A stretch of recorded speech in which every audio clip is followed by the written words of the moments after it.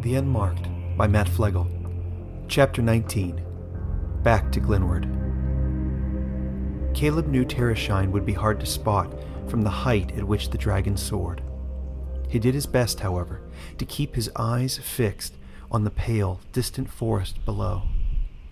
As Kaleb held on tight, the beast plunged, dipped, rocketed upwards, and dove again, only to rise precipitously on another gust of air that propelled them over Parison.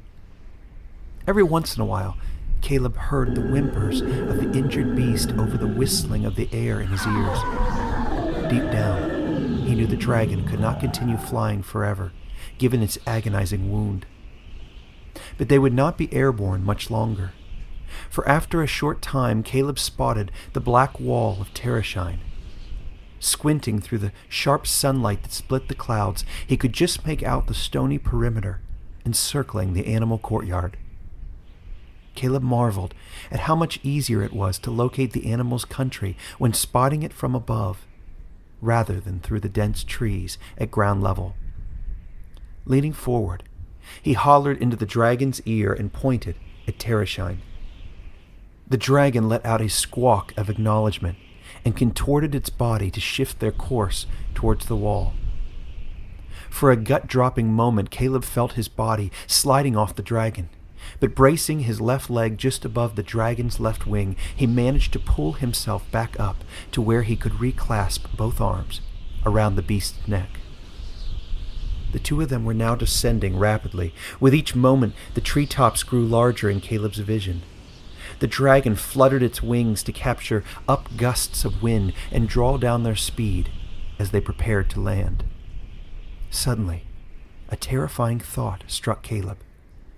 How would the dragon see well enough to drop them into the courtyard of Terrashine? Kaleb shouted, "Right there!" into the creature's ear and extended his arm with finger pointing toward the bordering wall of Terrashine. Just then, Kaleb felt a powerful jerk as the dragon's belly scraped the highest treetops. Then a loud crash of flesh against branches nearly tossed Kaleb from his perch. The dragon shrieked and flailed its back legs against the upper branches, poking its furry hide. Kaleb glanced down. The trees outside Terrashine were densely packed together. Landing would require careful maneuvering, not wild guesses by a half-blind beast and the inarticulate pointing of its passenger. Kaleb pulled back sharply on the beast's neck, aiming to pull the dragon up toward the sky. The dragon tilted its course upwards, and just as it did, Kaleb looked down to see that they had cleared the wall of Terrashine. It was time to land. Kaleb sucked in an anxious breath. "Now, dragon, down!" he shouted into the beast's ear, digging his white-knuckled fingers into the dragon's flesh to survive what promised to be a rocky descent. The dragon sank like an anchor dropped out of the sky. They were level with the surrounding treetops now. With a loud thump, the creature's legs struck the top of a long table in the Terrashine courtyard. The obstacle startled the beast, and with a roar, the dragon lurched into a rolling landing. In that moment, Kaleb was catapulted from the beast's back. He crashed into the soft grass of the courtyard to the dragon's right. Meanwhile, the dragon spun across the wide courtyard, breaking several crude chairs left between the empty tables. If Kaleb had not been flung from the dragon, his leg would certainly have been crushed under the creature during the violent somersault. Kaleb laid back on the grass to collect his senses. He was lying about 15 feet from the north perimeter wall. A thick cloud of dust cleared gradually as Kaleb looked around at the courtyard. The dragon and his human rider climbed back to their feet. Groaning as they stretched their limbs and dusted themselves, Kaleb looked up to see the dragon lick a bruise forming along its left hind leg. The last time Kaleb stood in this courtyard, the place was teeming with lively creatures. But now it looked deserted. All the wooden tables were cleared, and the decorative arbors had disappeared too.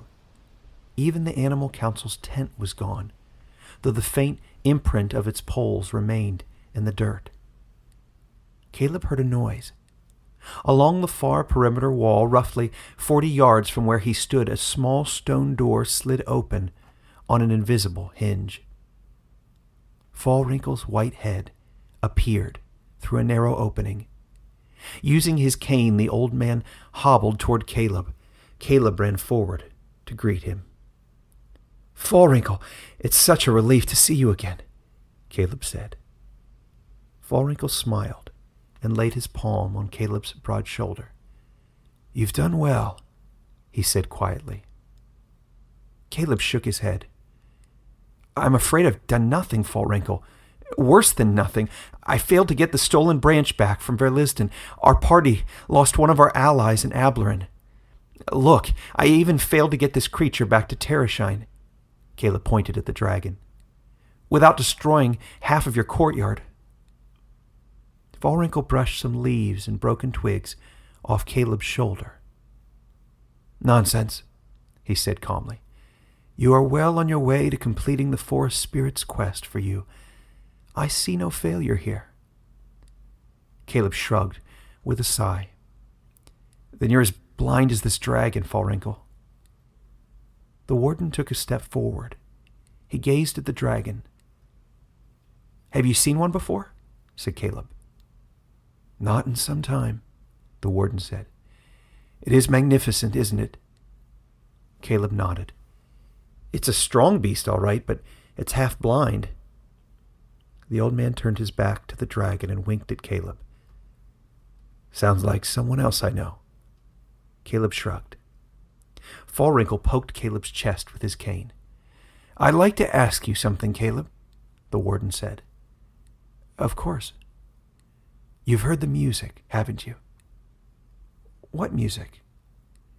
"The music of the forest spirit. Did you not hear it? You wouldn't forget it if you did. It sounds like someone inviting you to a wonderful dance." Kaleb's eyes widened. "I have heard it, but how did you know?" Fallwrinkle smiled. "Oh, I've heard it myself many times. When did you first hear it?" Kaleb said, "It was in the deep forest between Terrashine and Ablerin. The music, that mysterious voice, it led me to Madge's mother, and to Freylin, her father, the stonerender who gave his life to aid our escape." The warden nodded. "In fact," Kaleb went on, "the same music led me to this dragon in the woods. But I have never heard of this music in the fog before, not even in our ancient stories. What does it mean, Fallwrinkle? Why have I heard it and no one else in our party?" "It simply means you've been called into fellowship with the forest spirit." Kaleb frowned. "The forest spirit? But he is supposed to be good and caring. You told me so. This music led me into danger." "The music led you to opportunity, son. And what opportunity doesn't come wrapped up with some danger?" Kaleb looked at the dragon. The beast had strolled up to the rock wall. It was sniffing at the yellow blooms popping out in the creases between the stones. "Kaleb, can I ask you another question?" the old man said softly. "Yes." "Do you miss the trees, son?" "The trees?" "Yes, the tilbury trees in your people's woods." Kaleb frowned. "I don't understand you."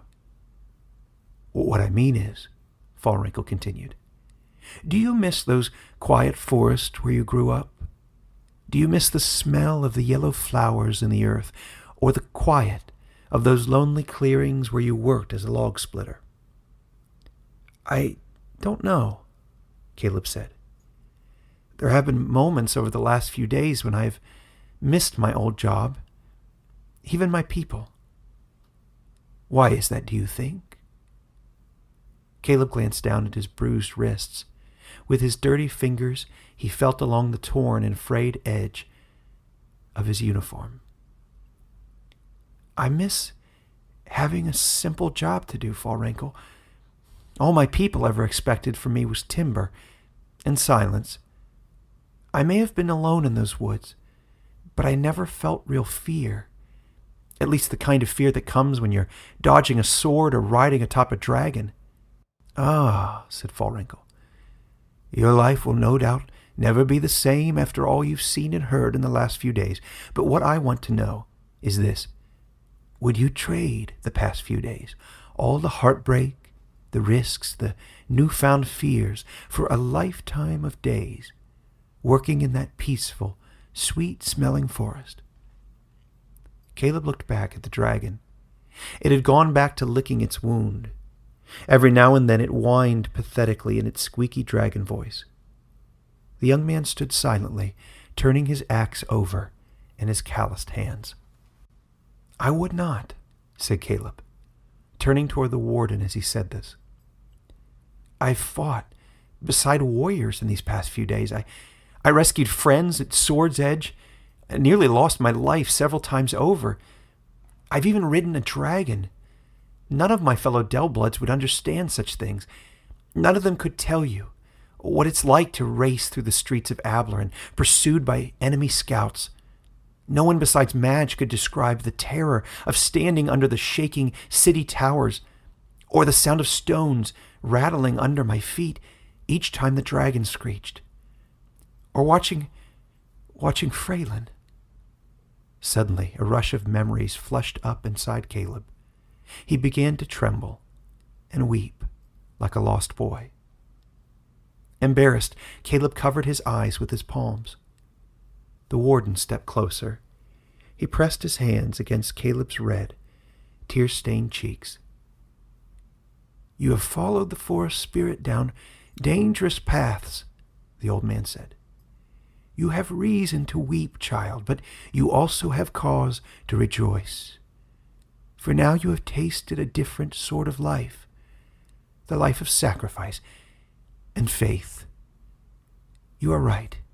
It is the kind of life that few Dellbloods would ever understand." Kaleb's face darkened a little. "What is the matter, child?"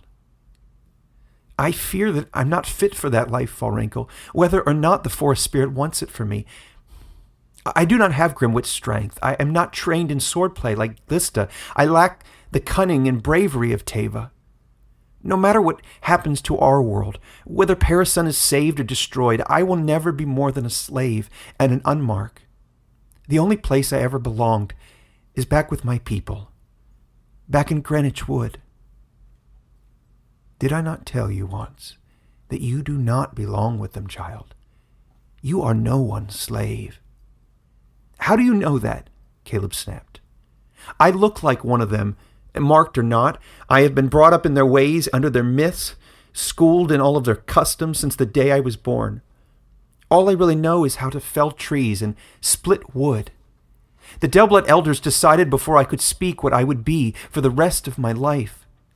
I am their log splitter and their exile. What have I, Kaleb Dellblood, to do with battles and swords and sacred branches? I was not born for the forest spirit's quest." Fallwrinkle looked at Kaleb curiously for a moment. "But that is not for you to decide," the warden said. "Then who decided it? You, the forest spirit?